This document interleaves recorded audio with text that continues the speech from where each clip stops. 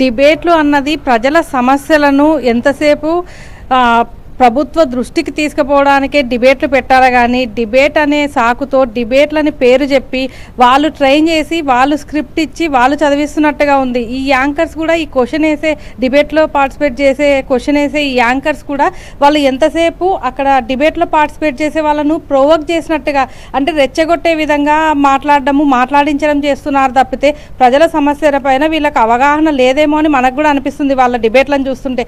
ఎందుకంటే ప్రజల సమస్యలను ప్రభుత్వం దృష్టికి తీసుకుపోకుండా ఎంతసేపు జగన్మోహన్ రెడ్డి గారి గురించి విపరీతంగా అంటే ఆయన గురించి సైకో అని అనడం కానీ అలాగే రాష్ట్రం నుంచి వెళ్ళగొట్టాలని చెప్పి వీళ్ళు చేస్తున్న సృష్టి ఎలాగుంది అంటే అసలు జనాలు కూడా వీళ్ళని గురించి చీదరించుకుంటున్నారు. ఎంతసేపు మీడియా అంటే ప్రజల సమస్యలను ప్రభుత్వానికి తీసుకెళ్లే వారధిగా ఉండాలి, కానీ వీళ్ళు చేస్తుంది ఎంత రోతగా ఉందంటే అస్సలు జగన్మోహన్ రెడ్డి లాంటి నాయకుడు అంటే ప్రజల అభిమానాన్ని గెలుచుకుని ప్రజల గుండెల్లో ఉన్న నాయకుడు ఆయన 5 సంవత్సరాలు డీబీటీ ద్వారా ప్రజల సంక్షేమం కోసం మన రాష్ట్ర అభివృద్ధి కోసం ఆయన ఎంత పాటుపడ్డాడో మహిళలైతే ఏమి యువకులైతే ఏమి రైతులైతే ఏమి ప్రతి ఒక్కరికి ఆయన ఇచ్చిన సంక్షేమ పథకాలైతే ఏమి రాష్ట్ర అభివృద్ధి అయితే ఏమి ప్రజల గుండెల్లో కొన్ని లక్షల కోట్ల మంది లబ్ధిదారుల గుండెల్లో ఆయన ఉన్నాడు. డైరెక్ట్ బెనిఫిట్ ట్రాన్స్ఫర్ ద్వారా 2.7 లక్షల కోట్లను ఆయన లబ్ధిదారుల ఖాతాలోకి డైరెక్ట్గా వేసిన ఆయన గురించి తీర్పులు మీడియా ఇస్తే సరిపోదు, డిబేట్లు ఇచ్చేది తీర్పులు కాదు. తీర్పులు అనేవి స్టూడియోల్లో జరగవు, ప్రజల నుంచి రావాలి, ప్రజల పాలన నుంచి రావాలి. అటువంటిది వీళ్ళు అనవసరంగా ఆయన గురించి సైకో అనడము అలాగే రాష్ట్రం నుంచి వెళ్ళగొడతామని చెప్పి చెప్తున్నారు వీళ్ళు డిబేట్లలో. అంటే అసలు ఇది ప్రజాస్వామ్యం, మనం నివసిస్తుంది ప్రజాస్వామ్యంలో.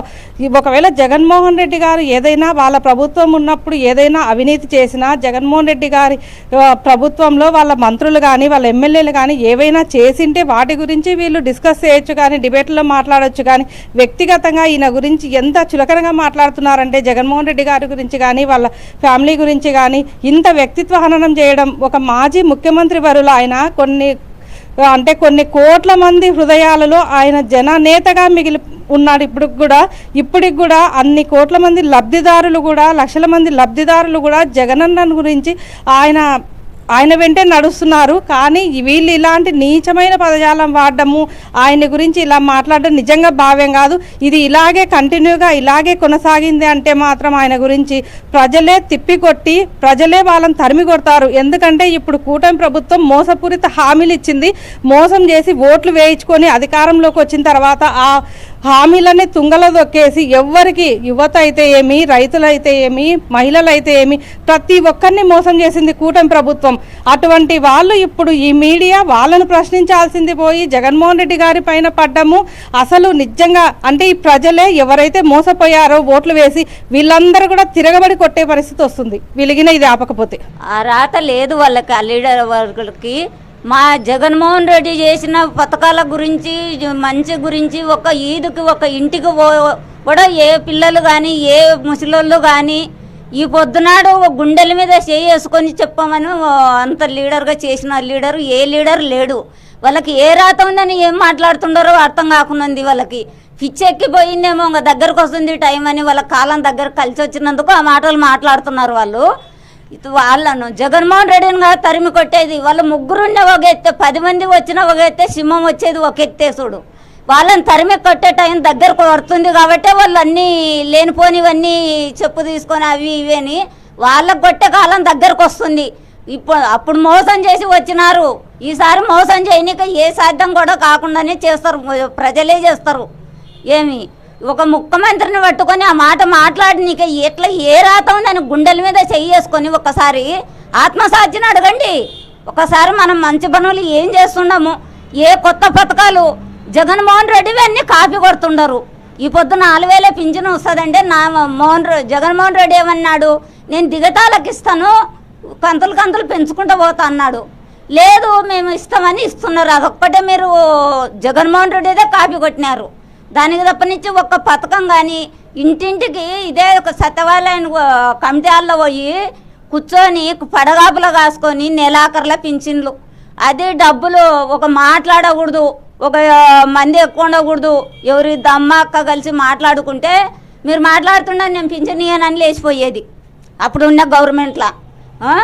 అట్లాంటిది ఆ ప్రజల్ని చూసి ఆయన కాలినడకన చూసి అన్ని చూసి ఇట్లా సరిపోదని ఇంటికి ఇచ్చేటట్లా ఏ లీడర్ కూడా చెయ్యలేదు. ఈ పొద్దు గుండె మీద చేసుకొని 10 మంది మీరు ఉన్న ఒక్కదాన్ని నేను వచ్చి చెప్తాను 10 మందిలో. ఆ రాత మా జగన్మోహన్ రెడ్డి ఎప్పటికీ ఓడిపోలేదు, ప్రజల గుండెలలో ఉండడు. ఆ పొద్దు ఏమన్నాడు, మా నాన్న రాజశేఖర రెడ్డి ఇంటింటికి ఫోటో పెట్టుకున్నారు, మా నాయన తర్వాత నాది ఫోటో ఒక్కరోజు ఉన్నా కూడా కుర్చీలో కూర్చున్నా కూడా కావాలి, నేను ప్రజలలో నేను మిగిలిపోవాలని చేసినాడు. అటువంటి వ్యక్తిని ఇప్పుడు చెప్పుతూ కొడతాము, ఊరి వదిలిపెట్టి చేస్తాము, ఒక ఆయన సైకో అని చెప్పేసి అంటున్నారు ఛానల్లో కూడా. అట్లా కాదు బాబు, వాళ్ళు సైక్ అయ్యి వాళ్ళు చెప్పుకోలేక ఆయన మీద బురద చల్లుతుండరు. వాళ్ళు బురద చల్లేదంతా ఆయన మా మంచి కోసమే, వాళ్ళకి చల్లే కాలం దగ్గర పడింది. అదన్నీ చెప్తుండ నేను ఈ పొద్దునాడు. వాళ్ళు ముగ్గురు ఉండవు అనుకుండొచ్చు, పవన్ కళ్యాణ్ మౌలి ఎవరున్నా కూడా ఒక టైం అనేది వస్తుంది, అంత వాళ్ళదే ఎప్పుడు ఏమి ఉండదు. టైం వచ్చినాడు వాళ్ళకే బురద చల్లేది వచ్చేది. ఇవి చెప్పు తీసుకొని కొడతారు అమ్మగారు అక్కగారు. మళ్ళీ ఆ పొద్దునాడు ఆత్మసాక్షి కూడా గేరున మంచి పనులు చేసినది కనిపిస్తలేదా? ఏది మంచి ఒక్క పని చేసినానని గుండెల మీద చేసుకొని చెప్పాను.